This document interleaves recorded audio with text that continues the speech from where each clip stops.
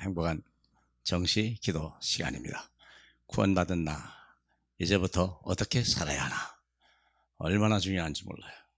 구원받는 것도 엄청나게 중요하죠.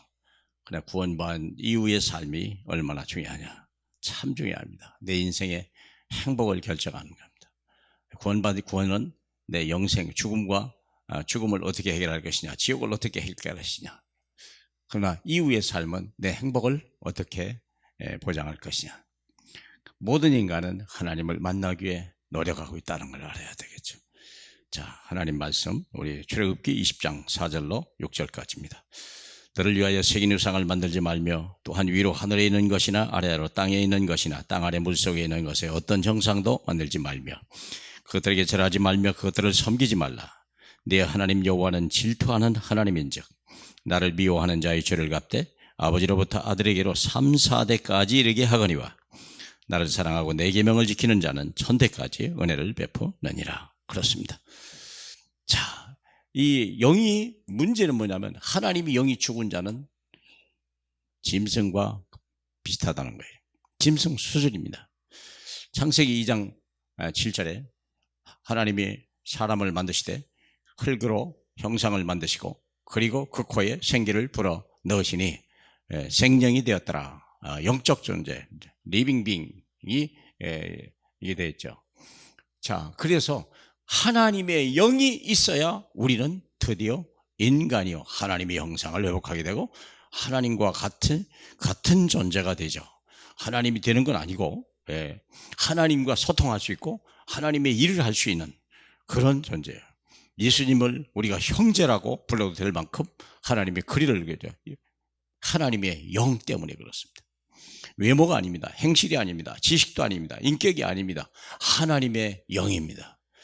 하나님의 영으로 있기 때문에 우리가 하나님의 영이 영적인 존재로 남을 때 우리는 천국 시민권이 되는 거고 이 땅에서도 존귀한 사람이 되는 겁니다. 그래서 영이 죽은 자는요 짐승 수준이요. 왜 죽었습니까? 먹지 말라 했거든요. 먹으면 죽는다 그랬는데 육체가 죽은 것이 아니라 영혼이 죽었잖아. 영이 죽어버린 거예요. 그래서 우리는 영이 죽었기 때문에 하나님을 만날 수 있는 길을 몰아버린 거예요. 기를 수 있는 능력이 없는 거예요. 그래서 사람들은 온갖 노력을 다해요. 인간으로 할 수 있는 최상을 껴서 진실하면 하나님을 만날 수 있다. 창세기 3장 니고데모가 그러잖아요. 얼마나 사람이 진실한지 몰라요. 공회의원이요, 요즘 말하면 국회의원이요. 그 사람은요 랍비예요. 대단한 사람이죠. 남을 가르칠 수 있는 사람이요.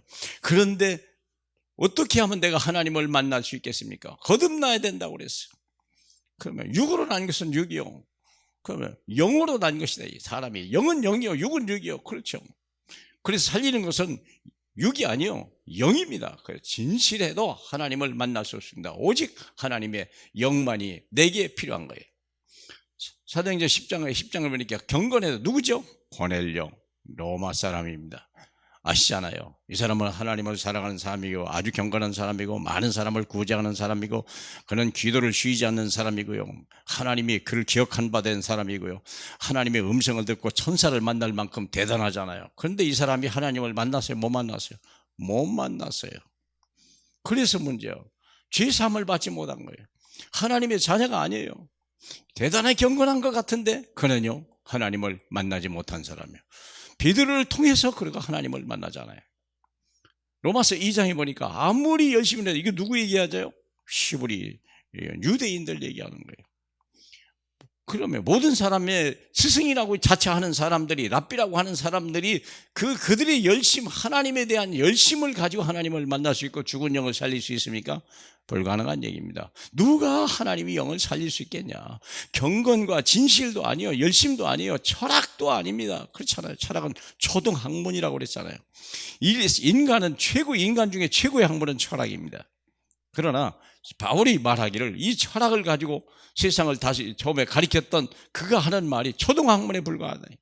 복음에 의하면 초등학문이에요. 복음만이 내 죽은 영을 살릴 수 있는 거죠.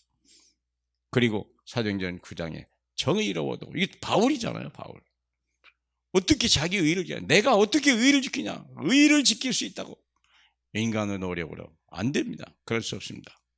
결국은 그도 실패하는 인생이 되고 주님을 만나게 되죠. 원인은 뭡니까? 원죄가 무엇인지 몰라서 사람은 불행하는 거예요. 원죄가 뭐죠? 하나님의 생명에 근원된 하나님의 말씀을 떠난 거예요. 그게 인생의 불행이에요. 그래서 우리는 그리스도를 만나야 돼요. 인간의 방법 가지고는 인생의 문제가 해결 안 된다는 걸 주님이 아시고 하나님이 자기 아들 예수 그리스도를 십자가에 못 박여서 우리를 불행하게 한 거예요. 하나님이 아브라함과 이삭을 축복하고 싶은데 축복할 수 있는 방법이 없어요. 복을 주신다고 약속은 했지만 그 복을 받을 수 있는 길이 하나밖에 없어요.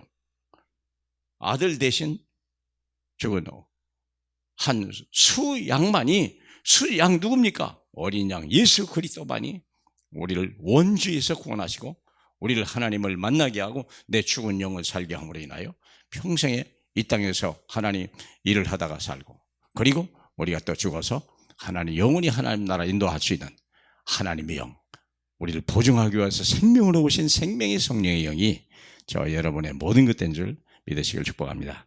할렐루야. 은혜로우신 우리 주님 감사합니다. 깨달을 수 있도록 은혜 주시니 감사합니다. 들을 수 있는 귀를 주시니 감사합니다. 오늘 하루도 예수 한 분으로 충분하고 항상 기뻐하고 범사에 감사하는 저희 되게 하옵소서. 예수님 이름으로 기도합니다. 아멘.